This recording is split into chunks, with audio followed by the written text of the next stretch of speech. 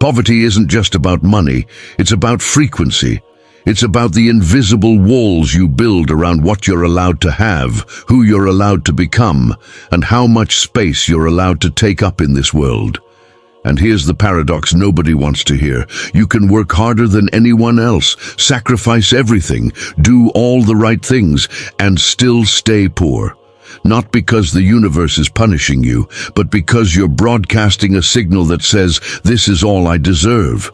Let me be clear. This isn't about blaming anyone for their circumstances. Systemic poverty is real. Inequality is real. Generational trauma is real. But there's another layer beneath all of that. A layer most people never talk about because it's invisible, intangible, and honestly terrifying to admit. It's the energetic cage you inherit from your family, your environment, your past. And unless you see it, you'll keep rebuilding it no matter how far you think you've come. You've seen it before. Someone who grew up poor finally makes money, and within a year or two it's gone. Someone who grew up wealthy loses everything and somehow lands on their feet again. It's not luck, it's not privilege alone. It's the operating system running in the background. It's the frequency they've been tuned to since childhood. Wealth isn't just a number in a bank account. It's a state of being. Poverty is too. Think about it. A child grows up watching their parents argue about money every single night. The electricity gets cut off. Dinner is small. There's stress in the air so thick you can taste it. What does that child learn? That money equals pain, that wanting more is dangerous, that asking for things makes you a burden, that scarcity is normal and abundance is for other people. Those aren't lessons you're taught with words. They're carved into your nervous system. They become the baseline. And years later, even when that child becomes an adult with a paycheck, with opportunities, with potential, something inside them pulls the emergency brake whenever they get too close to success. You sabotage the promotion. You undercharge for your work. You spend money the moment it comes in because holding on to it feels unfamiliar, almost wrong. You stay in relationships, jobs, environments that confirm the story you've been telling yourself since you were 7 years old. You're not the kind of person who gets to have more. And the cruelest part, you don't even realize you're doing it. Carl Jung called it the shadow, the parts of yourself you've rejected, hidden, buried alive.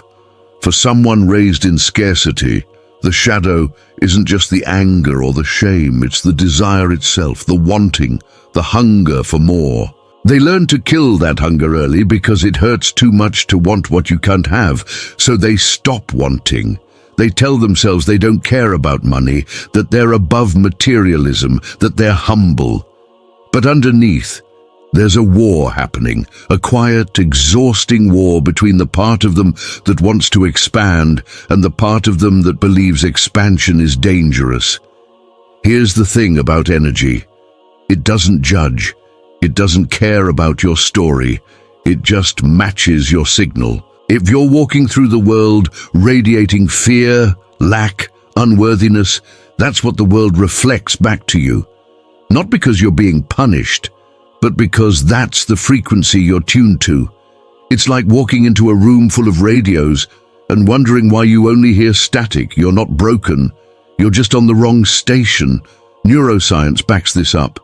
Your brain has something called the reticular activating system, the RAS. It filters reality based on what you've told it matters. If this message resonates with you, subscribe to the channel and join a community of awakened souls walking the same journey of spiritual alignment.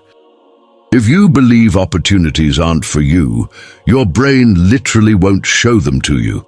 You'll walk past open doors and never see them. You'll meet people who could change your life and assume they're out of your league. You'll get the chance and talk yourself out of it before you even try, because your internal thermostat is set to scarcity. And when things start to heat up, when success starts to come, that thermostat kicks in and cools everything back down to what feels safe, what feels normal, what feels like home, even if home was painful. This is the invisible prison, and the bars are made of beliefs. But here's where it gets interesting. Once you see the cage, once you realize you've been living inside a story someone else wrote for you, something cracks open. You start to understand that poverty isn't your identity. It's a pattern, and patterns can be rewritten. Picture this. Imagine you're a glass of water. The water is your consciousness, your awareness. The glass is your capacity to receive. Now, if you were raised in scarcity, someone handed you a shot glass and said, "This is all you get. Don't be greedy, don't ask for more," and you believed them. So even when the universe tries to pour abundance into your life, it overflows. It spills everywhere. You can't hold it because your container is too small. Not because you're incapable, but because no one ever taught you that you're allowed to be a bucket, a barrel, an ocean. Changing your mindset isn't about forcing yourself to think positively. It's not about affirmations you don't believe or vision boards that make you feel like a fraud. It's about expanding your capacity. It's about looking at the glass you've been handed and realizing you can choose a bigger one. You can choose to become the kind of person who receives without guilt, who holds without fear, who asks without shame. This is the shift. From scarcity consciousness to abundance consciousness. And it doesn't happen overnight. It's not a light switch. It's a rewiring. It's catching yourself mid-thought when you say, "I can't afford that," and asking, "Is that true or is that just the story I've been telling?" It's noticing when you shrink yourself to make others comfortable and choosing to take up space anyway. It's recognizing the voice in your head that says, "People like us don't do that," and asking, "Who decided and why am I still listening?" There's a concept in quantum physics that feels almost mystical, but it's real. The observer effect. The idea that the act of observation changes the outcome. You're not separate from your reality. You're creating it moment by moment with your focus, your beliefs, your energy. If you observe your life through the lens of lack, you'll find evidence everywhere. Bills, rejection, closed doors. But if you start observing through the lens of possibility, something strange happens. The world starts to reorganize itself around that expectation, not because you're manifesting miracles, but because you're finally seeing what was always there. You start noticing the opportunities you used to dismiss, the people who actually believe in you, the skills you've been downplaying, the value you've been giving away for free. You start realizing that poverty wasn't the truth, it was just the loudest voice, and now you're learning to turn up a different frequency. Let's talk about guilt, because this is where most people get stuck. You start doing better, making more, feeling freer, and then the guilt crashes in like a wave. Who do you think you are? What about the people you left behind? What about your family who's still struggling? What gives you the right to have more when they have less? This is the crux, the belief that your expansion takes something away from someone else, the belief that there's not enough to go around, the belief that you have to choose between your success and your loyalty. But here's the truth they don't tell you. Your poverty doesn't help anyone. Your smallness doesn't make anyone else bigger. When you stay stuck out of guilt, out of some misguided sense of solidarity, you're not being noble. You're being a martyr. And martyrs don't change the world. They just bleed quietly in the corner while everyone else moves on. Your freedom gives others permission to be free. Your abundance shows them what's possible. You're not abandoning anyone by choosing to rise. You're becoming the proof that the cage isn't real. Think of the people in your life who broke the cycle. The ones who came from nothing and built something. Did they do it by playing small? Did they do it by apologizing for their hunger? No.